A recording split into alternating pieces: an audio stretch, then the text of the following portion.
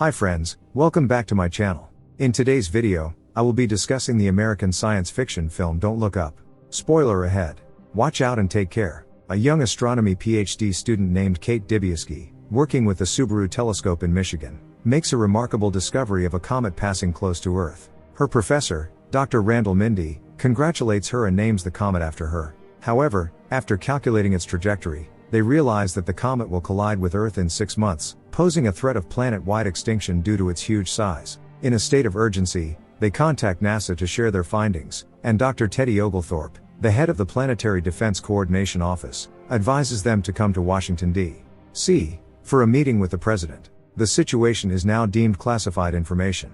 After arriving at the White House early in the morning, Kate and Randall experience a long wait without any communication from the president, who is preoccupied with handling a scandal involving one of her candidates. Frustrated and anxious, they are eventually directed to a hotel for the night, where they seek solace by calling their loved ones. However, they cannot disclose the true reason for their distress. Randall calls his wife June and his sons to check on their well-being, while Kate reaches out to her boyfriend Philip, a journalist for a prominent newspaper. The next day, they finally get the opportunity to meet with President Janie Orlean and the Chief of Staff, Jason Orlean, who coincidentally is the president's son.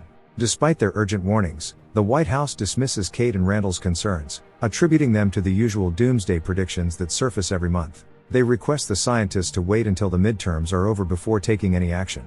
Teddy, frustrated by the lack of response, suggests leaking the information to the press as a last resort, even though discussing classified information is illegal. The alternative seems preferable to facing the comet's impact. Meanwhile, Sir Peter Isherwell, the tech billionaire CEO of Bash, learns about the comet from his astronomer connections. At the same time, Philip secures an interview for Kate and Randall with the New York Herald, and the publication agrees to print their story after corroborating the data with other scientists. Before the article goes live, the New York Herald insists that Kate and Randall make an appearance on the morning talk show The Daily Rip, hosted by Brie Evanti and Jack Bremer. The hosts dismiss their warnings, opting to keep the mood light. Kate's frustration reaches a breaking point, and she expresses her fear and concern on camera before storming off in frustration. Randall remains composed and finishes the interview. Afterward, Brie extends an invitation for drinks, possibly showing some interest in him. The New York Herald's marketing team presents the outcome of their appearance. Unfortunately, the singer who discussed her breakup garnered more attention on social media. Kate's anger outburst during the interview has led to her becoming a meme as the Angry Lady. And Randall's appearance has garnered admiration for a scientist, but their message has been largely ignored by the public. The newspaper withdraws its support, citing NASA's claim that the data is insufficient.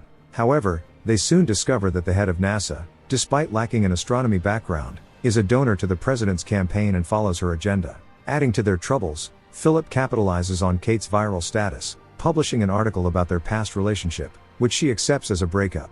Meanwhile, Randall becomes entangled in social media arguments, defending his scientific knowledge and clashing with conspiracy theorists. Amidst a larger scandal involving intimate photos of the president, she calls Kate, Randall, and Teddy to her office, apologizing for neglecting their warnings. Kate quickly discerns that the president's sudden interest in addressing the comet threat is driven by the fear of losing the midterms. Despite the political motivations, Kate agrees to help because stopping the comet remains the top priority. In a national broadcast, the president acknowledges the reality of the comet and reveals their plan to counter it, using a spacecraft armed with nuclear weapons to strike the comet. Randall suggests a remotely guided mission, but Janie opts for General Benedict Drask as the pilot, believing that a heroic figure will help people come to terms with the news. Janie and Randall seize every opportunity to appear on various TV shows and magazine covers, leveraging the power of the internet to garner the attention the situation deserves. After another appearance on The Daily Rip, Randall and Brie end up having a romantic encounter. Meanwhile, Teddy and Kate engage in a heated argument with comet deniers on a conservative show.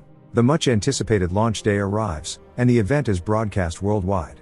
The spacecraft successfully takes off, but General Drask's microphone is promptly muted due to his inappropriate and bigoted remarks on camera. Despite this, everyone is relieved, thinking the comet will soon be gone. However, their celebration is cut short when Isherwell arrives and privately informs the president that the mission has been cancelled. In the aftermath of this shocking revelation, Randall is appointed as the chief science advisor to the White House and is called to an emergency cabinet meeting. Teddy and Kate are left bewildered and unsure of what's happening.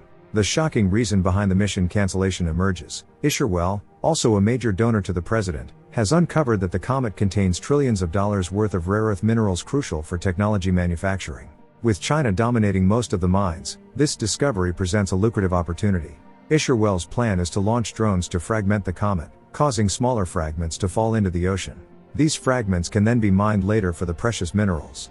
Randall strongly disagrees with this plan, especially after realizing that the technology Isherwell intends to use has not undergone proper scholarly peer review.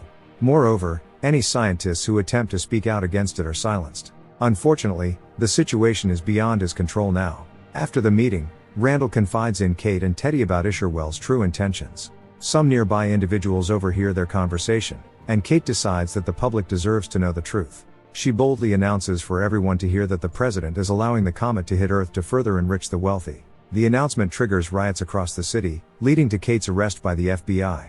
She is charged with sharing classified information and causing damage to private property. In exchange for her release, they present her with a deal. Kate must agree not to discuss the subject publicly or with the media and is required to live off the grid. She reluctantly accepts the terms and returns to her hometown in Illinois. However, life in her old hometown proves challenging as her parents refuse to take her back, believing her to be a traitor for opposing the government's actions. In her newfound life as a cashier at the supermarket, Kate befriends Yul and his group of friends. They look up to her and invite her to hang out with them. Upon realizing that Yul and his friends have been stealing from the store, Kate decides not to report them, feeling that it doesn't matter anymore since the world is facing an impending disaster. She becomes drawn to Yul and starts a romantic relationship with him. Meanwhile, Randall continues to work for the president, believing it's his only way to contribute positively to the planet's situation. In the midst of this, he gets involved in an affair with Bree, which complicates matters further. One evening, when they return to their hotel room, they are shocked to find Randall's wife, June, waiting to surprise him. Randall fails to apologize and resorts to making excuses, leading to a heated confrontation with June, who leaves him for good. After clashing with Isherwell over his questionable science and receiving a bleak outlook from algorithms, Randall loses his composure during an appearance on the Daily Rip. He passionately condemns the nation for underestimating the comet threat, dispelling doubts about its reality. Randall exposes Isherwell's suppression of dissenting scientists, accuses the president of deception, and criticizes the entire administration's actions. Subsequently, the FBI apprehends him, offering a similar deal to what Kate received, resulting in Bree ending their relationship. Sometime later, as Randall drives back to Michigan and Kate hangs out with Yul, they both witness the comet becoming visible to the naked eye. Capturing the moment, they record themselves and launch the Look Up movement, encouraging people worldwide to observe the comet. The movement gains momentum, and millions of individuals share their experiences online, making it a global phenomenon. Randall seizes the opportunity to appear on TV again, using his platform to denounce the government's flawed plans and gain support for his cause. Two famous singers even write a special Just Look Up song to support the movement. In response, Janie initiates her own counter-movement called Don't Look Up, rallying millions of conservative voters and conspiracy enthusiasts. She manipulates their fears, claiming that Randall is trying to create panic and control their freedom.